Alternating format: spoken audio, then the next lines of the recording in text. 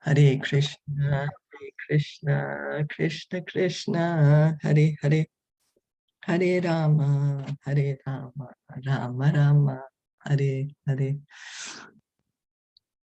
We're gonna continue reading from Srimad Bhagavatam. We're on Canto 3. We were on Canto 3, Chapter 25, text 36.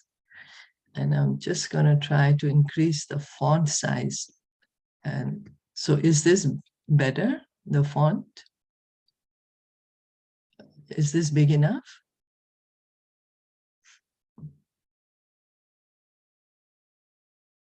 Haribol? Haribol, it's better. Yes. It's better? Okay, good. Great. So then, this is thanks to Chandra Didi. She said, I can increase the font like this.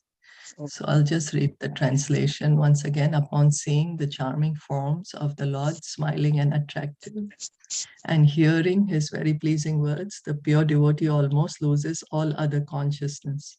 His senses are freed from all other engagements and he becomes absorbed in devotional service. Thus, in spite of his unwillingness, he attains liberation without separate endeavor. So we have been reading the purport by His Divine Grace A.C. Bhaktivedanta Swami Srila Prabhupada, and we will continue with it. When one is trained, I think this is the one, right? No, Sukadev Goswami, we did that. 4 Kumaras.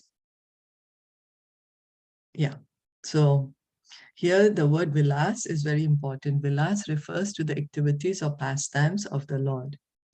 It is a prescribed duty in temple worship that not only should one visit the temple to see the deity nicely decorated, but at the same time he should hear the recitation of Srimad Bhagavatam, Bhagavad Gita, or some similar literature, which is regularly recited in the temple.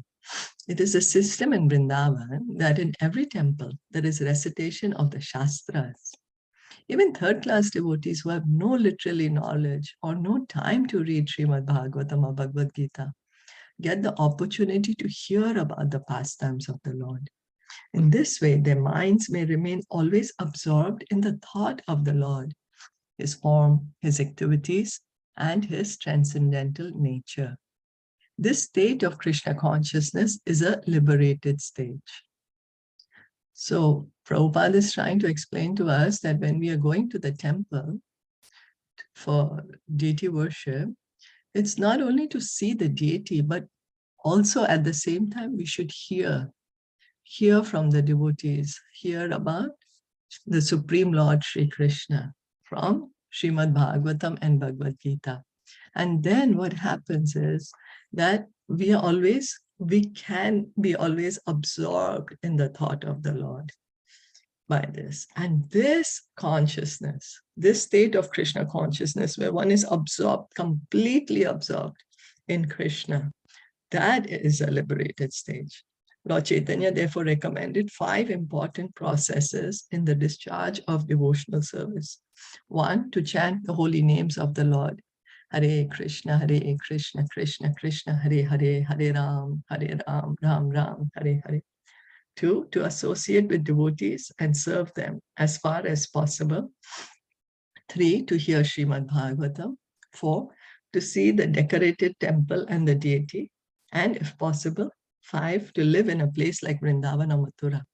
These 5 items alone can help a devotee achieve the highest perfectional stage.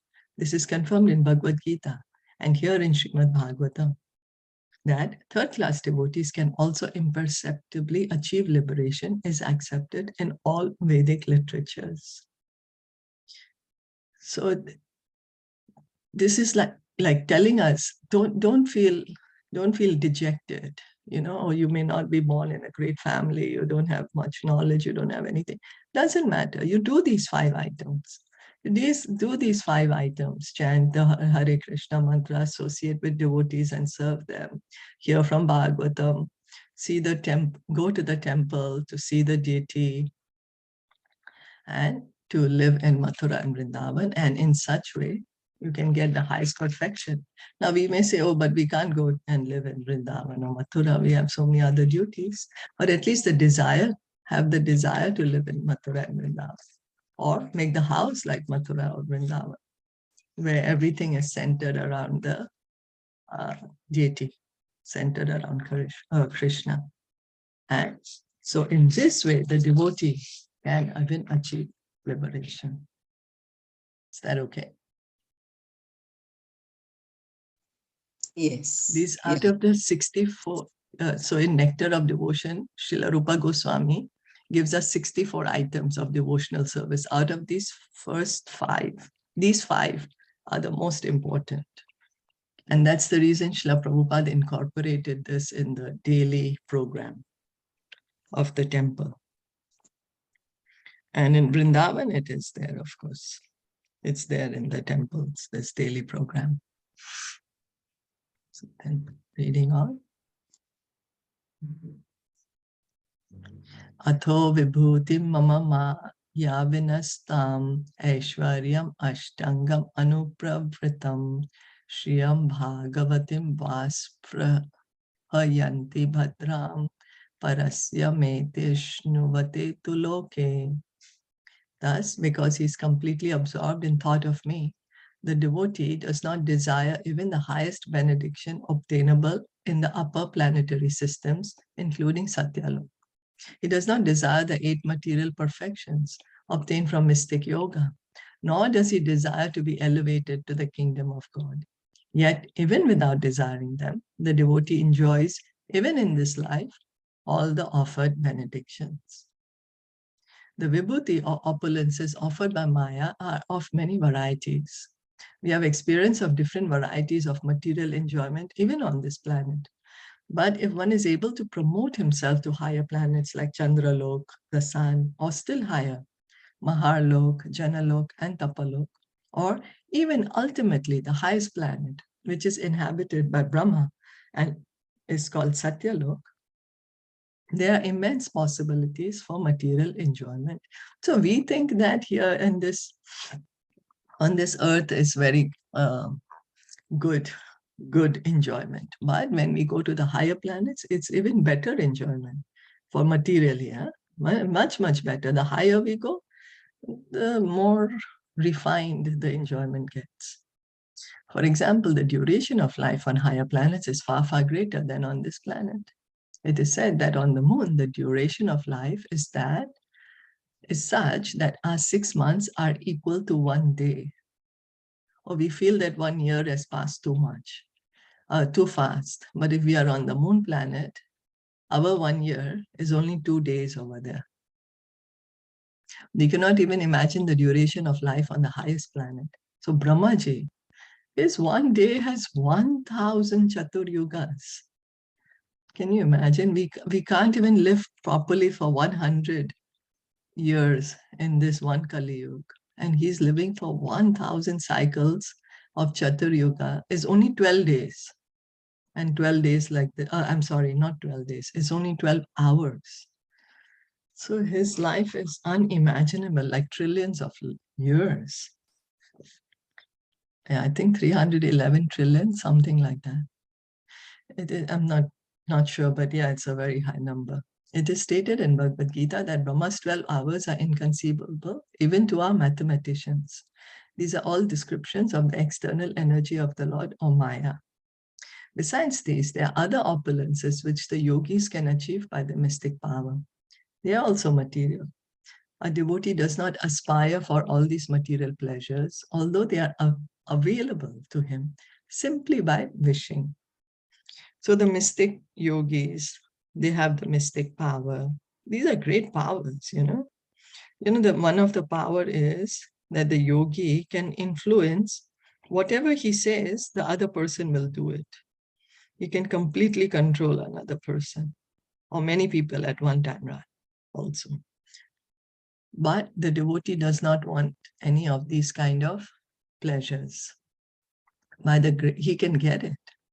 He can get it, but he does not want it. By the grace of the Lord, a devotee can achieve wonderful success simply by willing, but a real devotee does not like that. Lord Chaitanya Mahaprabhu has taught that one should not desire material opulence or material reputation, nor should one try to enjoy material beauty.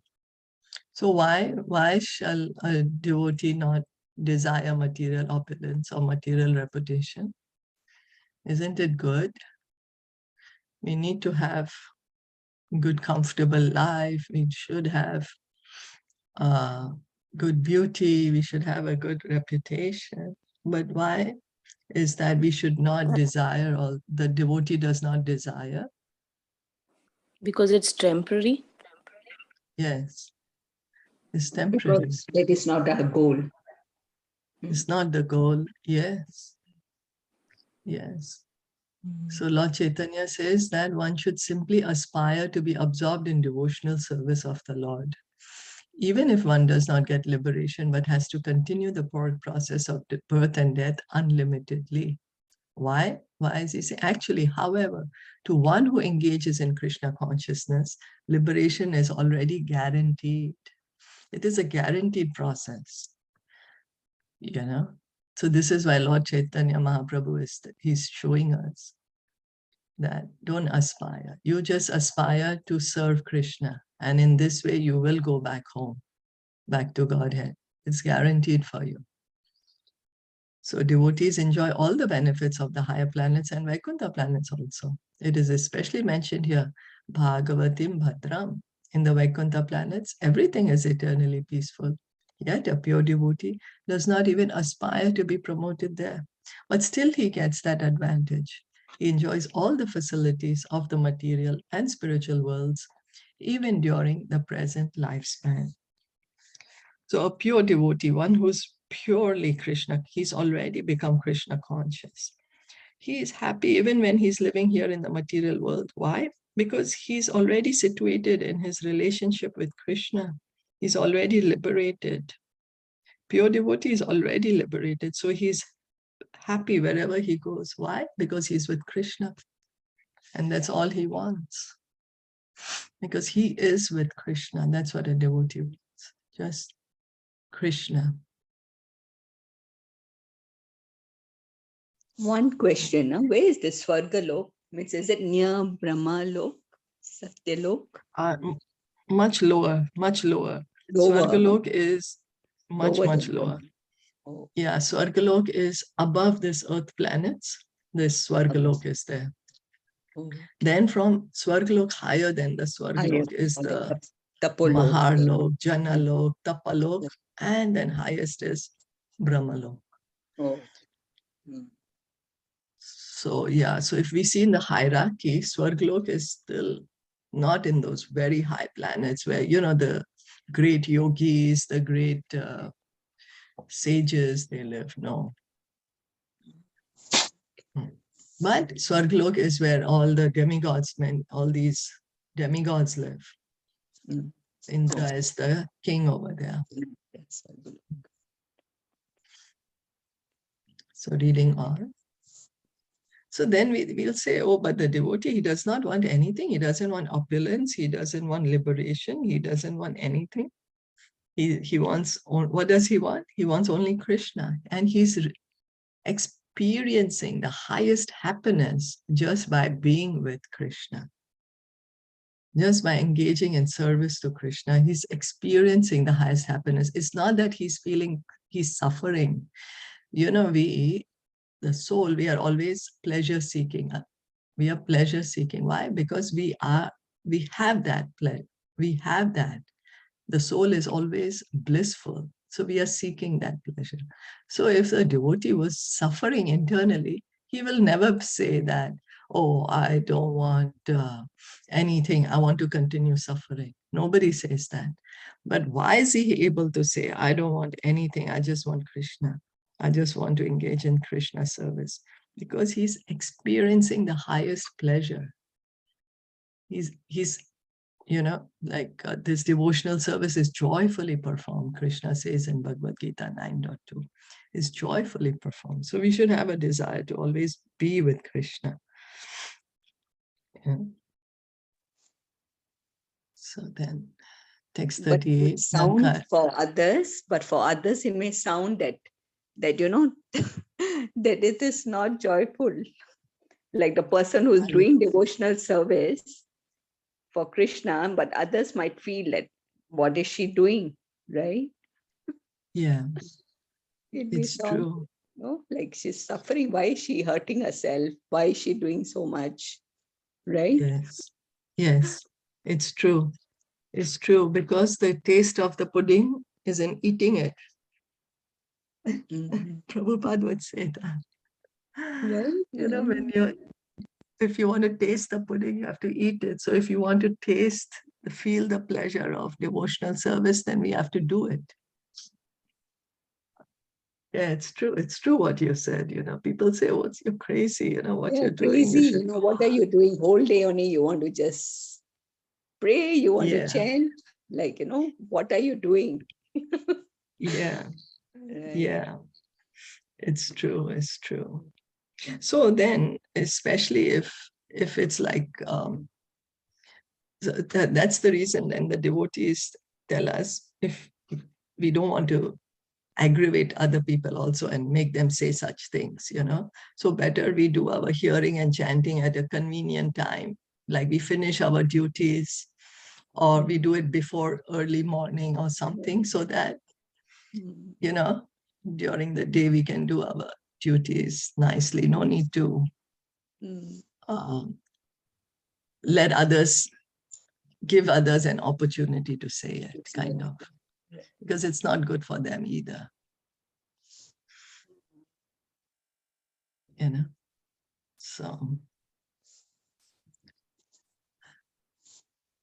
na karhichin mad parashantarupe nangshyanti no me animeshole dihetihi yesham aham priya atma sutascha sakha guruhu surido devam ishtam. The Lord continued, my dear mother, devotees who receive such transcendental opulences are never bereft of them. Neither weapons nor the change of time can destroy such opulences, because the devotees accept me as their friend, their relative, their son, preceptor, benefactor, and supreme deity. They cannot be deprived of their possessions at any time. So Kapila Muni is saying that don't think that the devotee has nothing. Don't think that, because the devotee has me.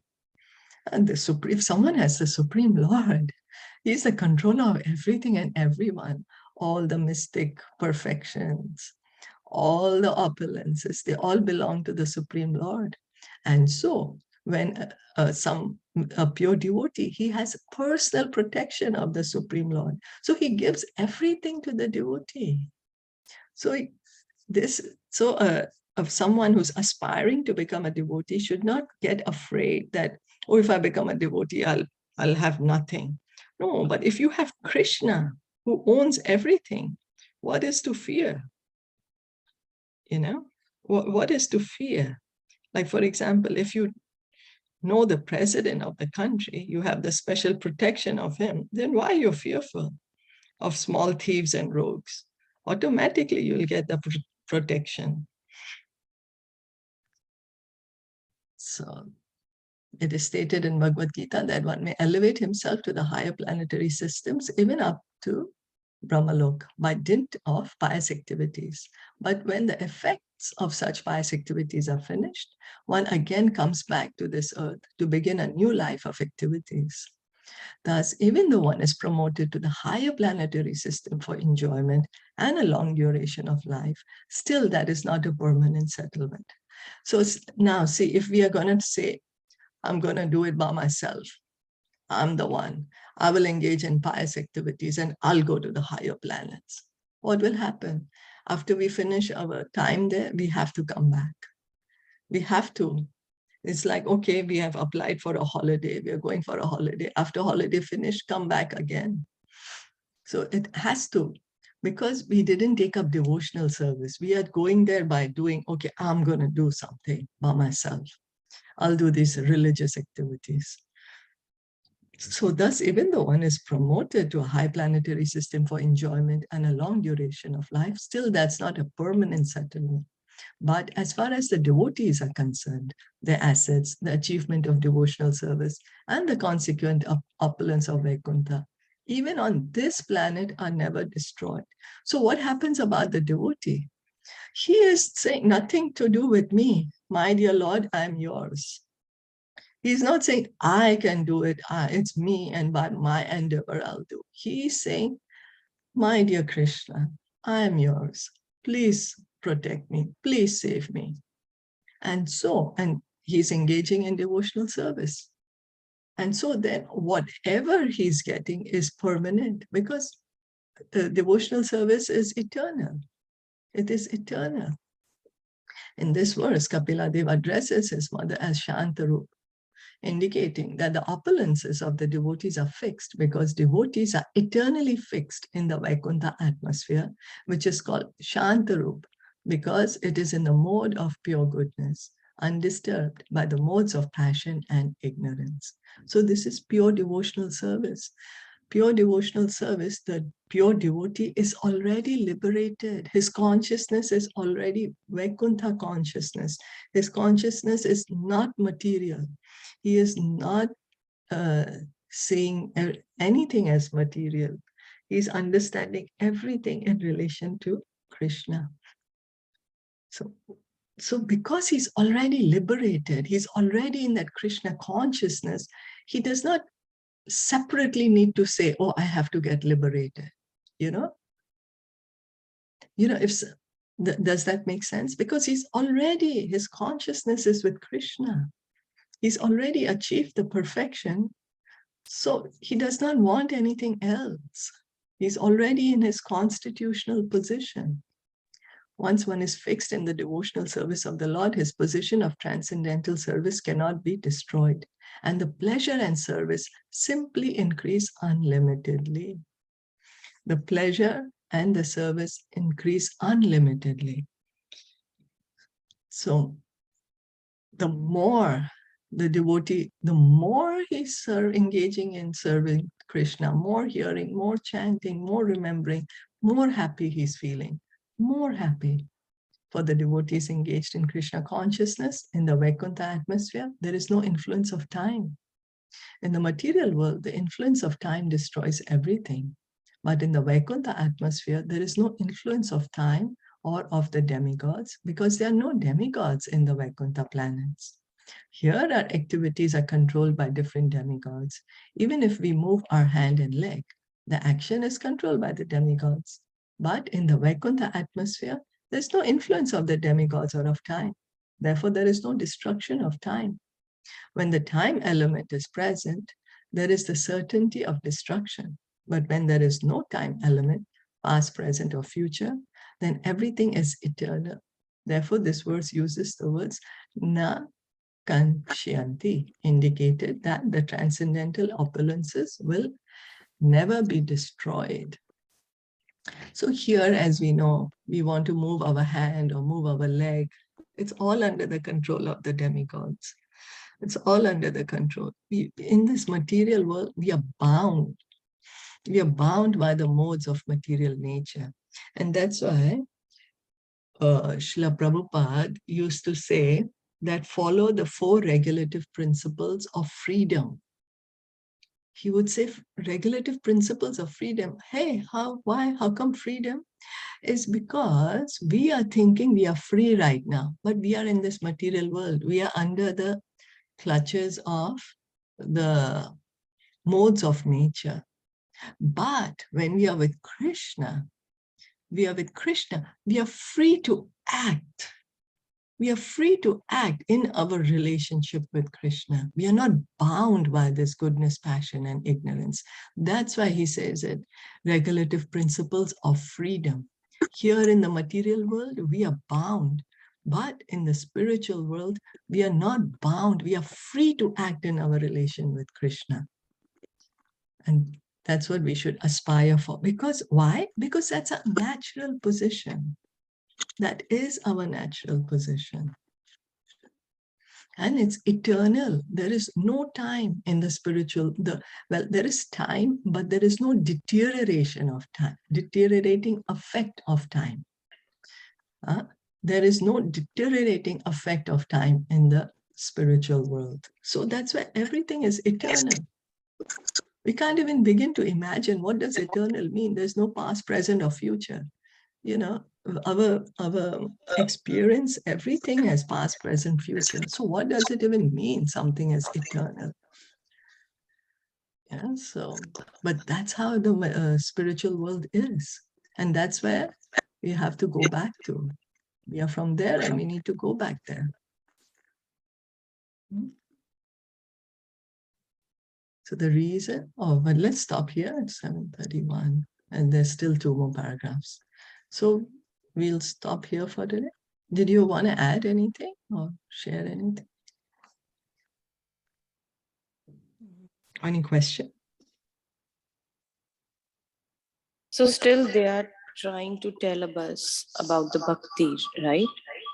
The devotees. Yeah. That Because why now today we read that the devotee does not want any material opulence. He does not want mystic power. This is pure devotee. Why? Because he has Krishna. And Krishna is the owner of all opulence, of all mystic power, of everything. And the devotee is just happy being with Krishna, being Krishna conscious, serving Krishna. He's just happy with that. He doesn't want anything else. And this happiness is not very little. This is unlimited happiness, and it keeps on increasing. Imagine something is unlimited and yet it keeps on increasing. How amazing does that sound? So that's the reason the pure devotee, he does not want anything else except Krishna and service to Krishna. Is that okay? So you mean Krishna's opulences keep increasing, right? Yes, Krishna's opulence also increased, and the devotee's happiness is also increasing. When the devotee engages in So the more the devotee is engaging in devotional service, the more his happiness is increasing. Okay. And what was that thing, the 4 principles of liberation, you said? Is it that same? Of freedom. Of freedom, regulative principles of freedom. No meat eating, no meeting, that's gambling. The one, right? Yeah. Yeah. That to help us get free from these modes of nature. And chant Hare Krishna. Freedom. Okay. Right. Freedom. Yeah. To get free from this material world. Okay. And take shelter of Krishna. And then chant Hare Krishna to take shelter of Krishna. So we'll stop here for today. Yes. Thank you.